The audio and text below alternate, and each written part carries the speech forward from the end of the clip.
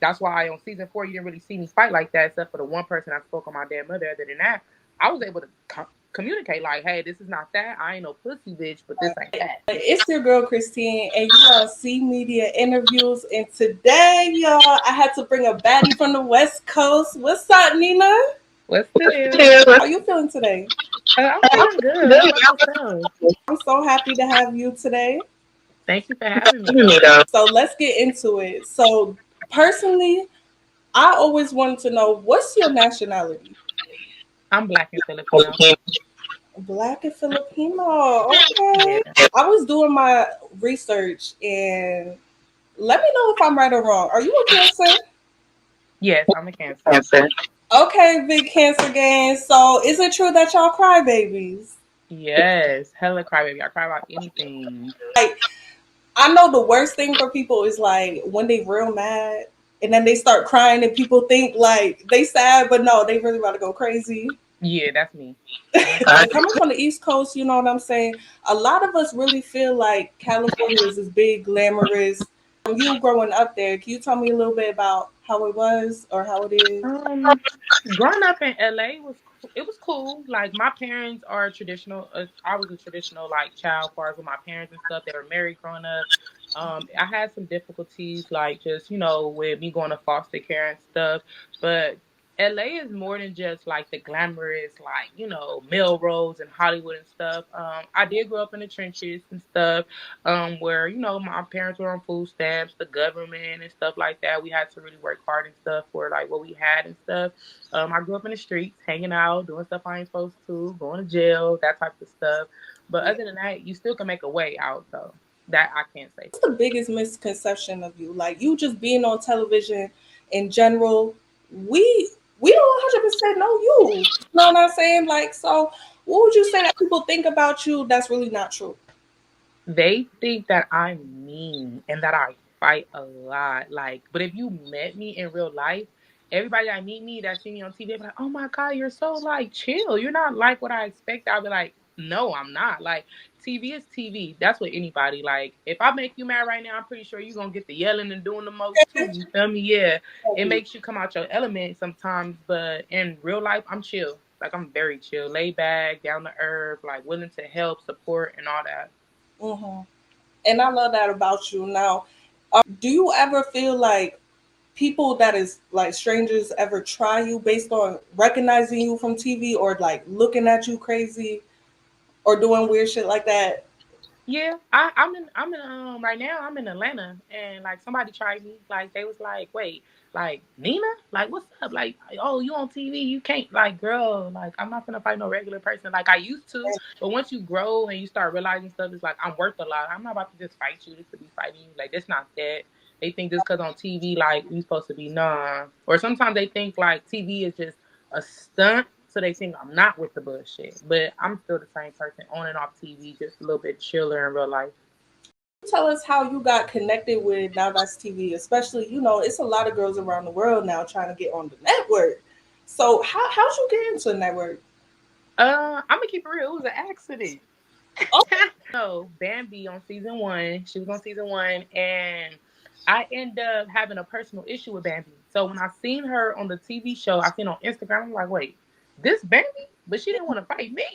Oh no, my fuck that. yeah. Run it back, and we ended up fighting, but we didn't fight on TV. And I guess Isaiah basically was like, "I want you for season 3," and he was trying to cast Bambi too, because he wanted that spark for TV. Like fuck that, like fuck the streets, like let's bring it to TV type stuff. So that's how I got introduced to Now That's TV. I didn't know what I was getting myself into. I ain't gonna lie, I didn't.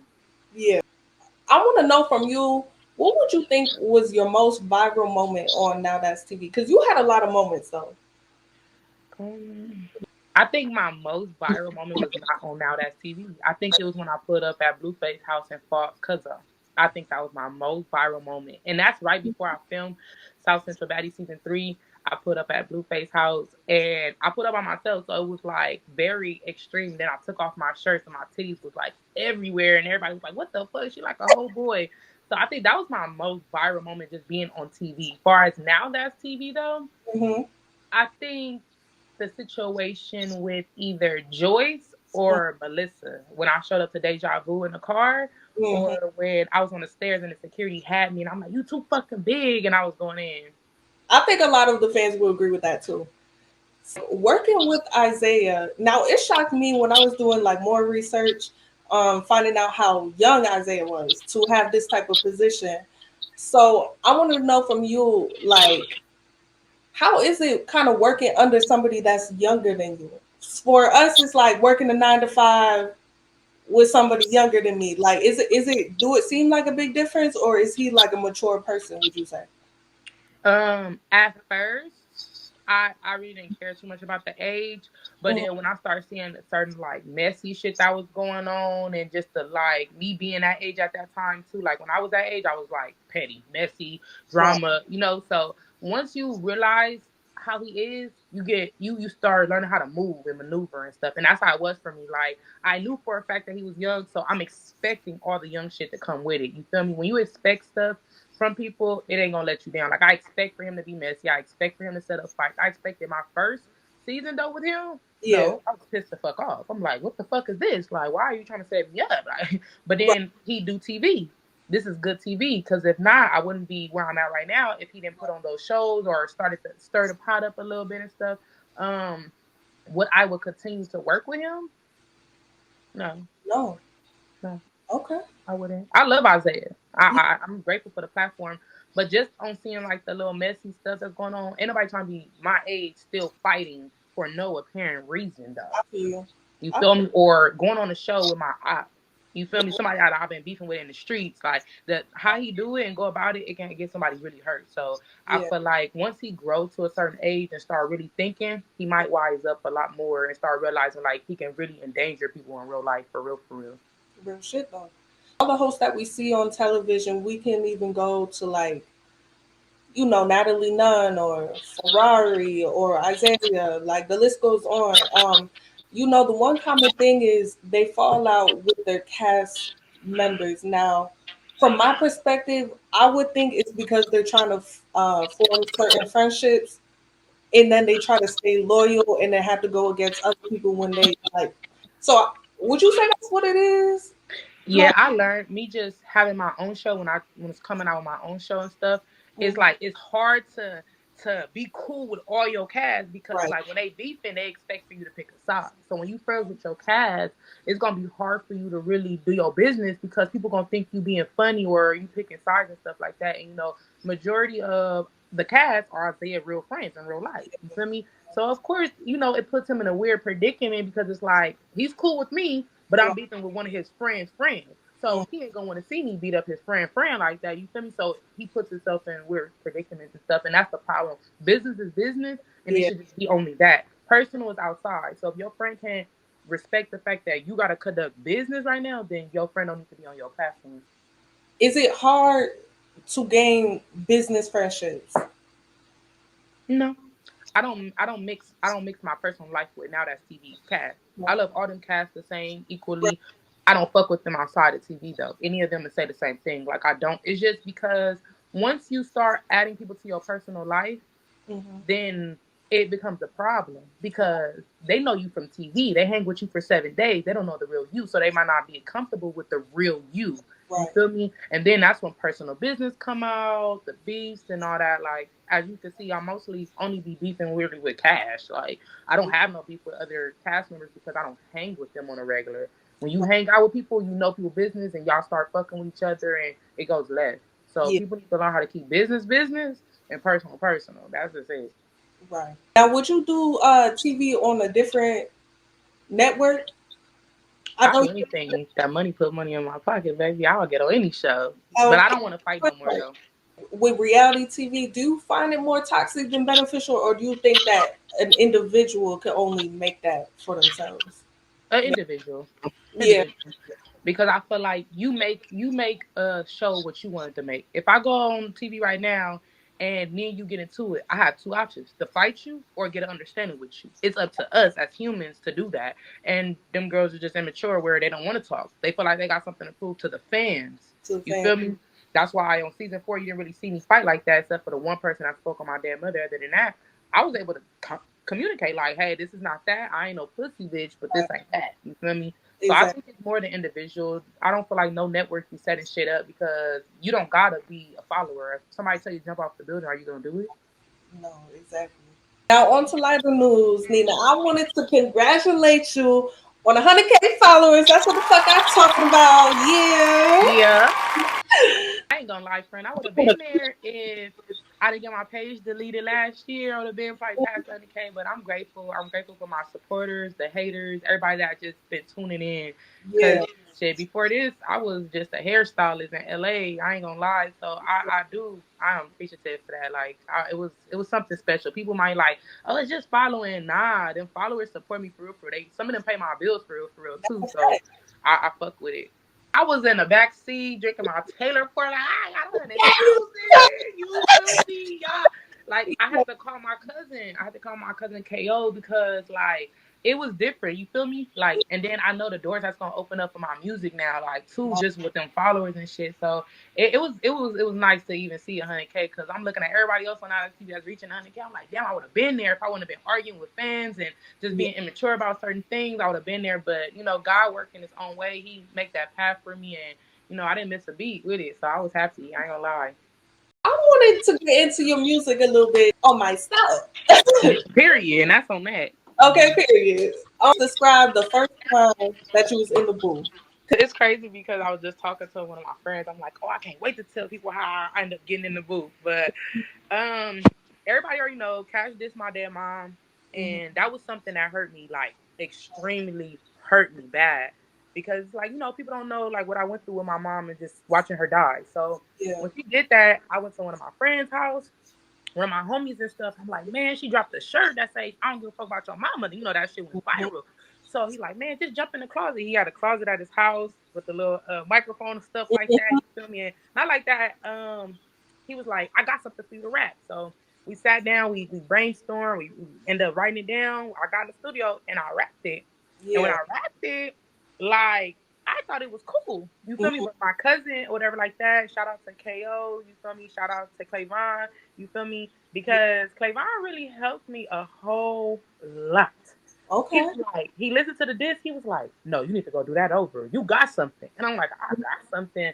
I just want to do a disc because that bitch had me messed up. But when I really got in the studio for real and I really put that time in and I really like, it made me feel so much better. Like, you feel me? I know it's just a diss song for right now, but it just gave me hope that I could really do music for real. I could really let the world know how I truly feel through something else. So Yeah. that's how I got started. I didn't think it. It's only been like almost 2 months now. I ain't gonna lie. Yeah. So, but I do got another song that's about to drop and stuff too. So, yeah, Hello.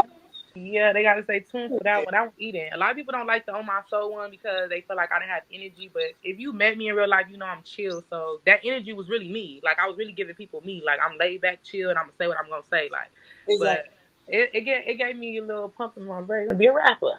Yeah. And what I would say, your song is so catchy. I wanted to know, like, what is the first reaction you got from your family, friends when you dropped the song? I went to the studio, laid it down, did my video. He was like, I don't want to hear nothing. So nobody heard the song until after my cousin Clayvon. He was like, let me hear it. When he heard it and seen the video, he was like, oh, it was just the Yeah. bars and everything. He was just like, that shit hard. Then I started playing it for people, and they like, oh, that shit hard. That shit catchy. So after you listen to so many times, anything get catchy. That's like Ferrari song. Put that pussy down. But like it gets Yeah. catchy after a while. That's So it feels good to be out in the world and people be stopping me like, oh my soul, fuck Cash Hood and him. They be like, yeah, it gives me a joy. I ain't gonna lie.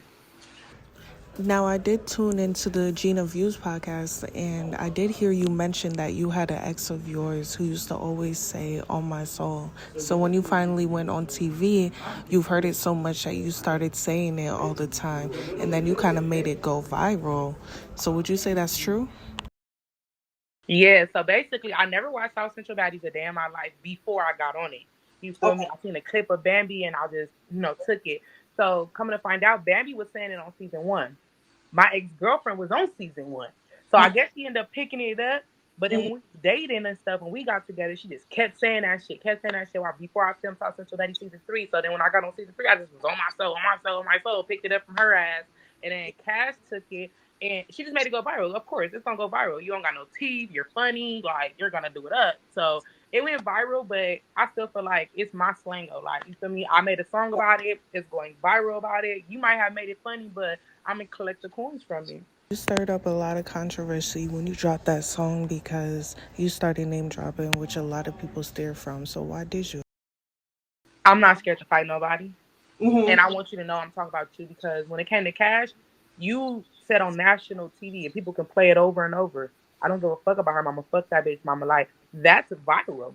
So I'm gonna say your name so you know I'm coming direct. It ain't no sneak diss around here. I don't gotta sneak diss on nobody. Like, even with music or in real life, like, you feel me? If I'm gonna make a diss, I'm gonna come direct. And if you don't like it, then we can handle how we gonna handle it. If get in the booth back. You feel me? That's how I look at it, get in the booth back. And she didn't get in the booth, but she made her little diss song back, you feel me? And I'm coming back with another one. Like, we could do it like that. But to sneak this, no, I want you to know I'm talking about you. I want you to know it's about you. I don't want to sneak this. I don't want nobody wondering because it's a lot of people in the world that I probably didn't got into it with that might think my song about them. You feel me? I don't Right. want nobody to assume or if the shoe fit, wear it. Nah, it's about Cash. It's about Hood Baby and Pressure because those are the only two people I got into it with or whatever on season 4. Do you have any artists you want to collab with?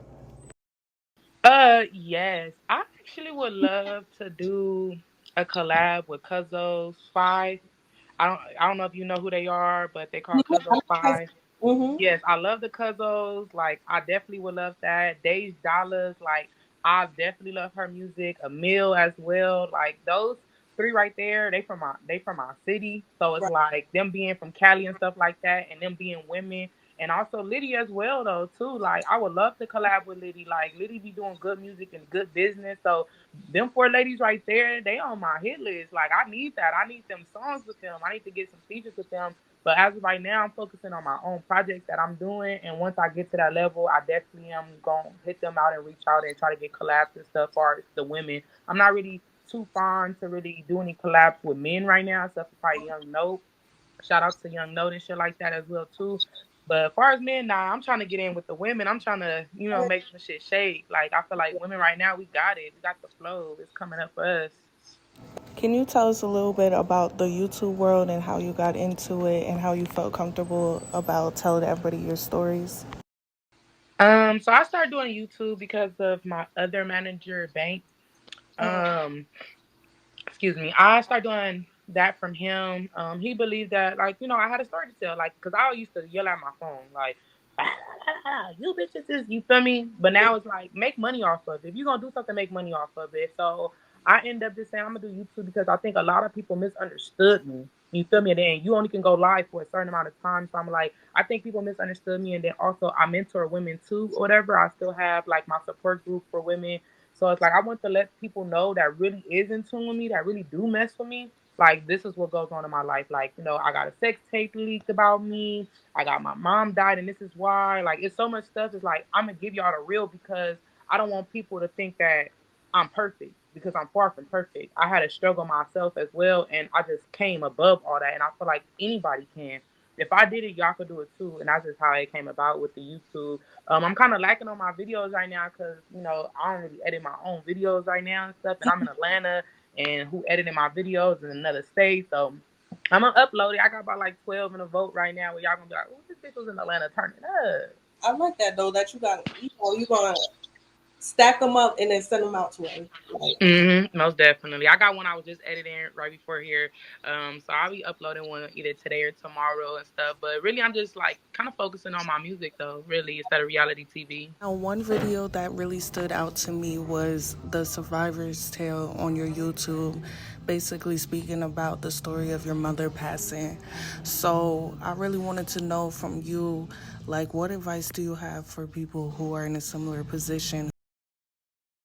The first thing I would like to say though is make sure y'all cherish y'all mothers yeah, because one thing I have learned growing up after I went to foster care and stuff, because I am a rape survivor, so I ended up going to foster care. So losing my mom, me just at 11 before she even died, and having to live with strangers and watching my mom go through chemo and stuff like that, it was kind of difficult. After she died, I didn't really understand because me being 16 and me not being around her, trying to find myself and stuff, it was hard. I was fighting in the streets, doing a lot. But what I learned is that you have to keep living. You feel me? It's never gonna get better. So I'm not gonna tell nobody that's watching this it's gonna get better. It's gonna get easier, but it'll never get better because there's gonna be times like shit. Yesterday, I felt like damn, I wish I can call my mama. Like you feel me? So I just tell people to keep it positive and keep going and just keep their memory alive. You feel me? And know that if your parent was alive, would your parent want you to fall off? They wouldn't. You feel me? My mom would not. Like my mom raised me good before I went to foster care. So it's like I'm not going every time I do something, I'm like my mom didn't raise me like that. Let me move differently. You feel me? You gotta keep them spirits alive because whether they here in the flesh, they still here in spirit. You feel me? We just can't see them. So it's like I'm not trying to let my mama down. So let me go ahead and switch my whole little program. But it's hard. So I can't tell nobody it's gonna get easy. You just gotta find peace within yourself. You Yeah. feel me? Even if you gotta go to the cemetery every day, you feel me? Even if you gotta read a Bible every day, you just gotta find some type of peace. But it's never gonna get easy. It's gonna take a lot of time. Cause I'm 28 right now, and it Uh, took me till I'm 28 to really, really like, you know what? I'm cool with it. It took for Cash to like literally humiliate me on like national TV, really drag my mama out and do all that stuff. right. So it took for that to really be okay now with it. You feel Yeah. me? It took for someone that really stabbed me with it to be like, you know what?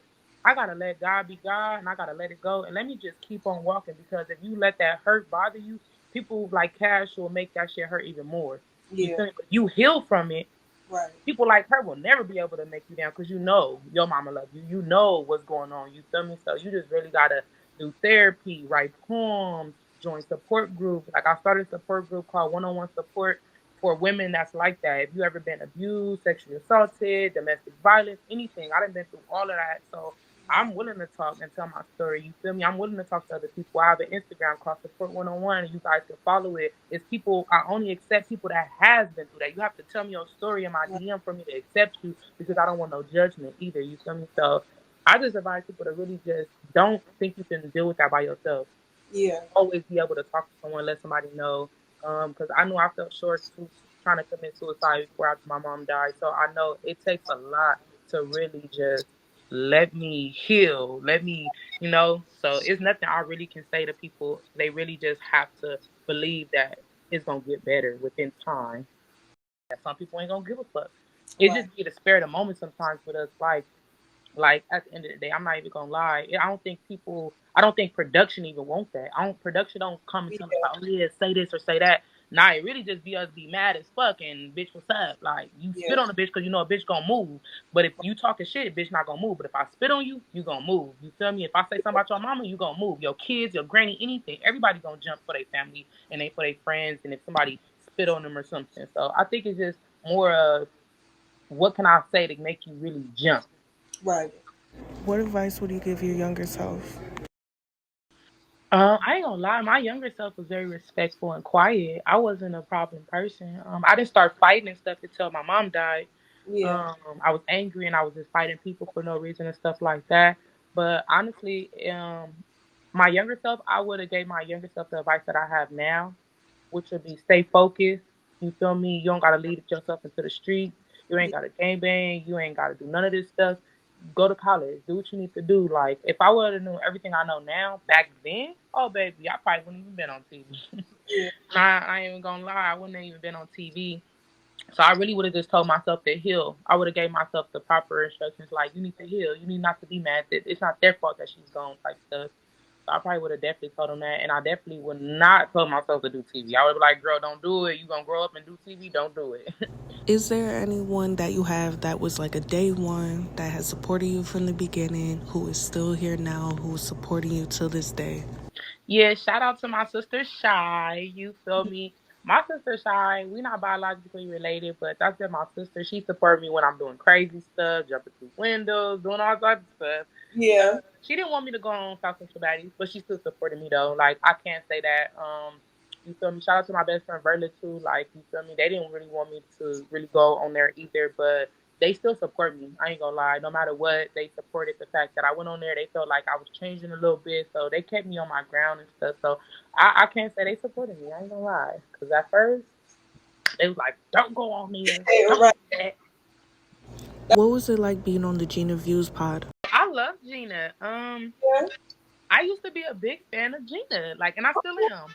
So I used to watch Gina a lot on No Jumper and stuff like that, and I always used to like say, "I'm gonna get an interview with her. I want an interview with her." And when I first got on Now That TV on season 3, I used to just be hitting people up like, "Man, give me an interview with Gina. I need an interview with Gina. Like, I love her." And then after I finished my season for season 4, whatever like that, and she hit me up, I'm like, she was telling me how much she was like, I was one of her fan favorites, and I'm like, shit, you mine. Like, I'm fuck with you. So it was dope being on her podcast, and it was fun. She opened her doors with just, just very polite, very respectful. Mm-hmm. I don't know, it could be just the LA thing or what, but she fucked with me, and I appreciate that though. Just allowing me on y'all platforms, period. I appreciate that. Just letting people hear my story, be able to, get to know me a little bit better. I know you got some things in store for the future now. So I Said What I Said coming out. You feel me? I'll be dropping that song pretty soon because I Said What the Fuck I Said. It's still Fuck Cash and Hood, baby, on my soul. Oh It's my. still that on that. I also want you guys to stay tuned. I will be doing a hosting show for Bad Films Club. So shout out to Bad Films. I also be turning myself into a stud for a show called Stud Daddies. You feel Oh, me? Because a lot of people thought I was a stud. So I'm like, let me give them something to talk about. You feel me? I also like to say shout out to Clavon, my cousin. You feel me? That's my music manager. He definitely been pushing me with this music shit and believing in me. Shout out to Bank. You feel me? My website is up. If you guys need any merchandise or anything like that, fuck Hood Baby and Cash Search are out right now. So go get them. okay. If y'all want me booked to y'all cities for anything, just hit my managers up and you feel me? Everything is there. Period, Nina. You so beautiful. I love your energy. Thank you so much for coming on See Me the interview. Thank you for having me with your beautiful self, girl.